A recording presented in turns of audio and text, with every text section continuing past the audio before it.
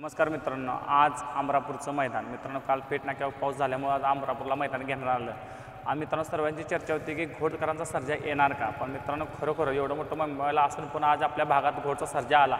आता प्रेक्षकांसाठी पब्लिकसाठी जर फॅन फॉलो एवढे भरपूर आहेत आणि खरोखर मित्रांनो आज घोडच्या सर्जानं करून दाखवलं. मित्रांनो जो बिंजवडला पळत होता घोडचा सर्जा बिंगरी तो हा घोडचा सर्जा मित्रांनो नामांतिक मैदानं एवढी गाजवलेत. आज घोडच्या सर्जाला कोणी धरू शकत नाही. आज आपल्यासमोर मालक दादा नमस्कार. नमस्कार. तुमचं नाव सांगा. महेश पाटील. दादा आज चिमण्याचं आणि सर्जाचं कसं नियोजन झालं होतं? नियोजन आमचं 10-12 दिवसापूर्वी झालं. आमचं अरुण शेठ, जगदीश शेट्टी आणि नाना शेट्टी त्यांनी 10-12 दिवसापूर्वीच नियोजन केलं होतं. जेव्हा लागलं होतं, जेव्हा कळलं की घोडच्या सर्जाला लागले, किती महिन्याची विश्रांती होती त्याला? 3-3.5 महिने गेले की विश्रांती. पुन्हा कसं ट्रेनिंग दिलं त्याला? पहिल्यांदा 2 फेरं काढले, परत एक फेरा बैल पळवला, मग रुटीनमध्ये आणून बैल पळवला. पण त्या जोशानं त्याच मालकासाठी त्या जोशानं पुन्हा एकदा कमबॅक केलं आणि तेवढं स्पीड. आज बघितलं 3 फेरं सुट्टा निकाल घेतला. काय सांगशील आज सगळे टॉपचे मैदान म्हणजे टॉपचे नंदी होते आज? टॉपचे नंदी होते पण बैलावर विश्वास आहे आपला. 3 फेरं बैल पळ तेवढ्या जोशानं. काय सांगशील चिमण्याबद्दल? आज खरोखर चिमण्यानं एवढं येऊन इकडं चांगली मैदानं गाजवली होती, पण आज कसं नियोजन केलं होतं? किती दिवसात झालं नियोजन झालं होतं? नियोजन 10-12 दिवसापूर्वी झालं. तो बी पहिला सध्या आता टॉपलाच पळतोय. चालते ते 1-2 नंबर करतोय. आमचं 10-12 दिवसापूर्वीच नियोजन झालं होतं. आता 2 मैदानं चांगली आले ते. एक महाशिरत चालले आणि एक आधीपूर पेडगावचं मैदान आले. काय सांगशील पेडगावच्या मैदानाबद्दल? 21 जूनला पेडगावचं मैदान होणार आहे. पेडगावचं नियोजन झालेलं आहे, पण टॉपचंच असणार आहे नियोजन. टॉपचंच.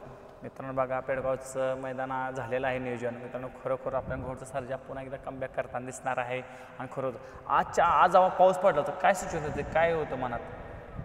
काय म्हणा फाटी कटण्याची होती त्यामुळे वाटत होतं फायनल होईल. फायनल होईल. पावसाच्या आधी आम्ही सेमी पळालो होतो. पाऊस काय एवढा आला नाही त्यामुळे झाला फायनल. जेव्हा गटाला गाडी सुट्टी पळाली मग सकाळी जेव्हा सेमीला खाली जाताना अशी लढत होती की सगळं टॉपचं एक फायनलसारखं एक सेमी 2 नंबरचा सेमी होता. काय सांगशील? नाही दोन्ही बी बैल पळणार आहे तेवढ्याच ताकदीनं, त्यामुळे बैलांच्या विश्वास आहे की सेमी काढतील सेमी. हो. पण तो 2 नंबरचा सेमी एकदम कडक होता. म्हणजे जो फायनलचा झाला तसा 2 नंबरचा सेमी झाला. जेव्हा चिठ्ठ्या निघल्या काय तेव्हा मनात धडधड काय होती? आता गाडी दोन्ही बी गाड्या का याच्यात निघलेल्या नाही त्याचं काय वाटतं बैलाव गाडी असली चांगली तेवढी बैल त्या स्पीडनं तेवढाच पळत राहतो. आणि पुन्हा एकदा बबलू चाच्या सीमेला गाडीवर बसले. काय सांगितलं बबलू चाच्याबद्दल? नाही त्यांच्या दोन्ही गाड्या का तर राजाची बेकात होती आणि चिमण्याची. मग आम्ही बबलू ड्रायव्हरला म्हणतो तुम्ही गाड्या. काय बबलू चाचा खरोखर दिला काय आमचा घरातला ड्रायव्हर आहे, त्यात काय विषयच नाही. बबलू चाच्या नादू कोर्टची गाडी किती वेळा मारली? बराच वेळा खाली. सर्जा आणि ती बाकासुरून सर्जा पळत तेव्हा बबलू चाचीच आहेत.